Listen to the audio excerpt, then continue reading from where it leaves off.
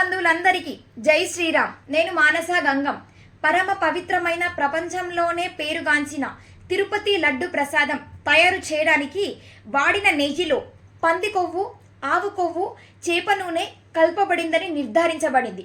నాలాంటి ఎందరో కోట్ల మంది భక్తుల అహింస వ్రతం ఈరోజు మీ వల్ల బ్రేక్ అయింది. మేము తిన్నాము అనే బాధ కంటే స్వామివారికి నైవేద్యంగా పెట్టాలని చాలా బాధగా ఉంది.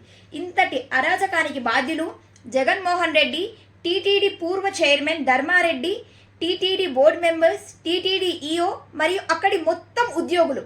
మీరు వందల కోట్ల మంది హిందువుల మనోభావాలను గాయపరిచారు. ఈ తప్పు మీ అందరికీ తెలిసే జరిగింది. మీరు చేసిన పాపానికి ప్రాయశ్చిత్తం లేదు. ఒక నది ఒడ్డున ఎన్ని ఇసుక రేణువులు ఉంటాయో అన్ని నీచమైన జన్మలు ఎత్తుతారు మీరందరూ. నువ్వు ఏ మతమైన ధర్మం అందరికీ ఒకటే. మా దేవాలయాలలో అసలు మీరందరూ ఎవరు? ప్రసాదాలకు కానీ ఆర్జిత సేవలకు కానీ మీరు నిర్ణయించిన ధరకు ఏ భక్తుడైనా బేరమాడా? మరి ఎందుకు ఇలాంటి నెయ్యి వాడవలసి వచ్చింది? ఇది కేవలం సనాతన ధర్మంపై కుట్రపూర్వకంగా చేసిన దాడి. దేశంలో కేవలం మన సనాతన ధర్మం పైనే రకరకాలుగా దాడి జరుగుతుంది. The only solution for every problem is we should be strong. మనం ఐకమత్యంగా బలంగా ఉంటే మన జోలికి ఎవరూ రారు. ఒకవేళ రావాలనుకుంటే ఒకటికి 2 సార్లు ఆలోచిస్తారు. అటువంటప్పుడు ఇలాంటి సంఘటనలే జరగవు. మన ఐకమత్యం చూసి ఇలాంటి వారు భయపడాలి. తిరుమలలోనే పరిస్థితి ఇలా ఉంటే 2 తెలుగు రాష్ట్రాలలోని మిగతా పుణ్యక్షేత్రాల పరిస్థితి ఏంటి? ప్రసాదాన్నే విడిచిపెట్టలేరు ఈ పగటి దొంగలు. మరి ఫిక్స్డ్ డిపాజిట్లు, వెండి బంగారము, భూములు ఇవన్నీ సరిగ్గా ఉన్నాయని నాకైతే నమ్మకం లేదు. 100 ఏళ్ల నాటి అంతర్వేది రథం తగలబడి బూడిద కాస్త మౌనంగా సముద్రగాలికి ఎగిరిపోతే ఏం చేశాం? కనకదుర్గమ్మ 3 వెండి సింహాలు రాత్రికి రాత్రే ప్రాణం వచ్చి పారిపోతే ఏం చేశాం? శ్రీరాముని తల కావాలనే తెగ్గొడితే ఏం చేశాం? విఘ్నేశ్వరుడి మొహానికి అశుద్ధం పూస్తే ఏం చేశాం? శ్రీశైలం ప్రసాదంలో ఎముక వస్తే ఏం చేస్తాం? మరి ఈ విషయాన్ని కూడా ఎప్పటిలాగే ఇలాగే వదిలేద్దామా, లేక ఏదైనా శాశ్వత పరిష్కారాన్ని కనుక్కుందామా?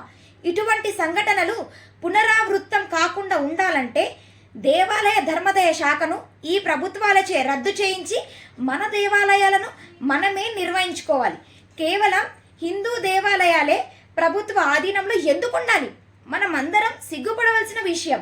ఉమ్మడి తెలుగు రాష్ట్రాలలోని హిందూ నాయకులు పార్టీలకు అతీతంగా ఒక వేదిక పైకి వచ్చి త్వరలో ఒక తేదీని నిర్ణయించి 2 తెలుగు రాష్ట్రాల ముఖ్యమంత్రులకు మరియు నియోజకవర్గాల వారిగా వారి ఎమ్మెల్యేలకు దేవాలయ ధర్మదయ శాఖను రద్దు చేసి వెంటనే బేషరతుగా హిందూ దేవాలయాలను హిందువులకే పూర్వ వైభవంతో అప్పజెప్పాలని కోరాలి.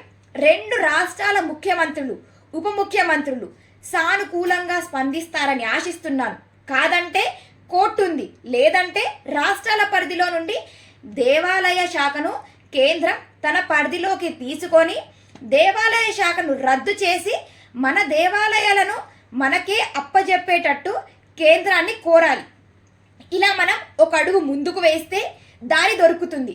ఈ మహాయజ్ఞంలో ప్రతి హిందువు పాలు పంచుకోవాలని కోరుకుంటూ పవన్ కళ్యాణ్ గారికి శిరస్సు వంచి నమస్కరిస్తున్నాను. దైవం పట్ల నీ విధేయత చూపించాల్సింది హుండీలో నువ్వు వేసే డబ్బు కట్టల రూపంలో కాదు. నీ నమ్మకానికి హాని జరిగితే ప్రశ్నించలేని నీకు దండం పెట్టే అర్హత కూడా లేదు. మన దైవాన్ని అపహాస్యం చేసే అలసు ఇచ్చిన అసలు నేరస్తులం మనమే. మన దేవాలయాలకు ప్రభుత్వ చెర నుండి ముక్తి కలగాలని మనస్ఫూర్తిగా కోరుకుంటూ గంగం మానస. ఈ వీడియో చూస్తున్న ప్రతి ఒక్కరూ మన ఛానల్లో వచ్చే మరిన్ని అప్డేట్స్ కోసం మన ఛానల్ని లైక్ చేయండి, షేర్ చేయండి, సబ్స్క్రైబ్ చేసుకోండి. పక్కనే ఉన్న బెల్ బటన్ని యాక్టివేట్ చేసుకోండి.